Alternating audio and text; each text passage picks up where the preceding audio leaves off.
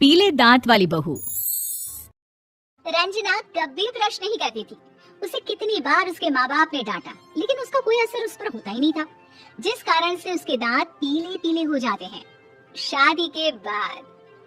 अरे बहू, वैसे तो तुझ में कोई कमी नहीं है, पर तेरे दांत दांत इतने पीले कैसे हैं बेटा? कैसे है मतलब? कुछ सर्जरी थोड़ी ना कराई है। वो तो क्या नाम है, ब्रश नहीं करती थी तो पीले हो गए। अब क्या करूं? आप कहे तो लाल करवा लूं या फिर काले? यार ये क्या है, क्यों माँ से लड़ रही हो?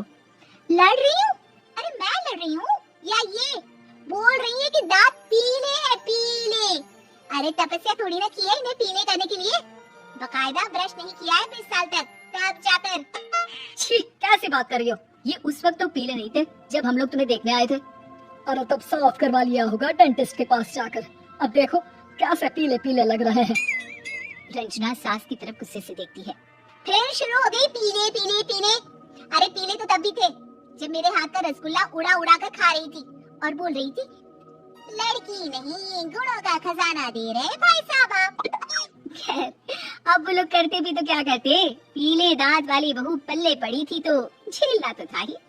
एक दिन कीर्तन में रंजना गाना गा रही थी। अरे कमला बहन, माँ का द्वार है, यहाँ तो सब शुद्ध होकर आते हैं, फिर अपनी बहू को ब्रश भी नहीं करवाती तुम। दूर से पीले पीले दांत भक्ति में बाधा उत्पन्न कर रहे हैं। अरे कोई 2 साल के बच्चे थोड़ी ना लेकर आई हूँ मैं बहू बनाकर। अच्छी खासी लड़की है, अरे कैसे करवाऊं ब्रश? ये तो उसे खुद करना चाहिए ना। अब माँ बाप तो इसके जैसे तैसे निपटा दिए, ये नहीं सोचा कि सास कैसे संभालेगी। सास बहू को लेकर घर आ जाती है, लेकिन सोच लेती है कि अब इसे लेकर कहीं नहीं जाएगी। अगले रोज बहू कहती है, अरे क्या हो गया, मंदिर नहीं जाना क्या? कीर्तन का वक्त हो रहा है। मेरी मधुर वाणी से कान्हा जी जागते हैं और सोते हैं। आप तो जानती है ना उनकी भक्ति में कितना मन लगता है मेरा। वो क्या है ना, तबीयत ठीक नहीं लग रही है मेरी, आराम करूंगी मैं। तबीयत ठीक नहीं लग रही? अभी तो मिथुन के गाने पर नाच रही थी आप, और अब बोल रही है कि तबीयत ठीक नहीं लग रही। अरे भक्ति में मन लगा लो सासू माँ, ऊपर जाना है, क्या मुंह दिखाओगी आप? हाँ? सास को बहू की बात पर गुस्सा आ जाता है। मैं क्या मुंह दिखाऊंगी, इसकी चिंता तो ना कर, समझी? अपने मुंह की चिंता कर, जो ये पीले पीले दांत लेकर हर जगह पहुंच जाती है। पता है लोग कितना मजाक बनाते हैं। ना जी ना, मैं नहीं जाना कहीं तेरे साथ। तो ये बात है। कोई ना, मत जाओ, मैं अपने कमरे में ही बैठकर भक्ति कर लूंगी।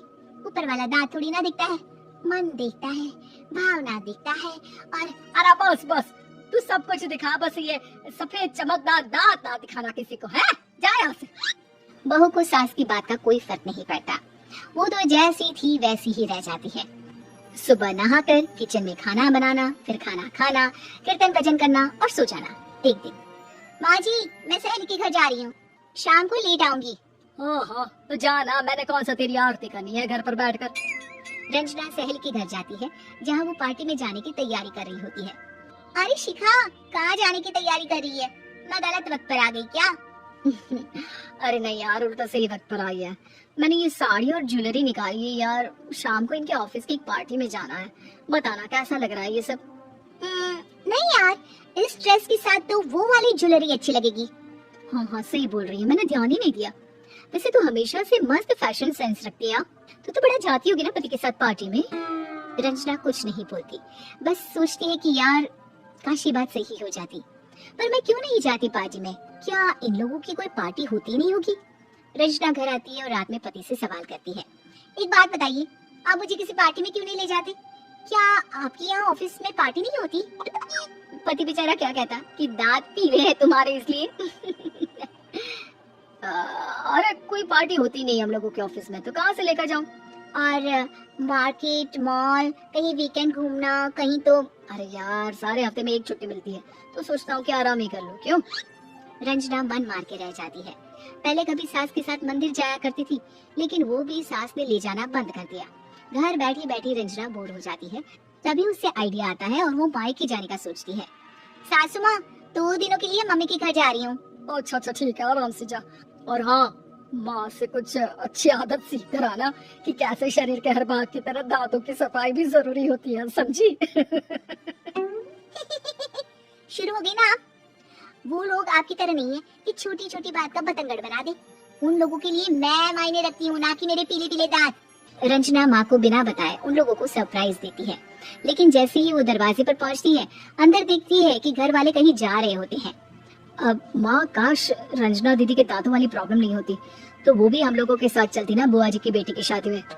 हाँ बेटा, लेकिन अब उसे कौन समझाए कि उसको उसके पीले दांत नहीं दिखते, लेकिन उसके आसपास के लोगों को कितना एम्बैरेसिंग फील कराते हैं। मुझे तो कितनी बार उसके स्कूल की टीचर ने शिकायत की कि उसके साथ कोई लड़के बैठना भी नहीं चाहती, और ना ही कॉलेज में कोई उससे बात करना चाहता था, लेकिन पता नहीं क्यों उसे ये बात समझ में नहीं आती। कोई कमी नहीं है उस लड़की में, बस यही के दांत पीले हैं। वो तो भला हो जीजा जी और उनकी माँ का, जो दीदी को जैसी है वैसे ही रखा हुआ है। रंजना को अपने घर वालों की बात सुनकर बहुत दुख होता है। वो सोचती है कि वो क्या करे, लेकिन फिर वो सीधा डेंटिस्ट के पास जाती है, अपने दांत चमकाती है और कसम खाती है कि वो रोज ब्रश करेगी।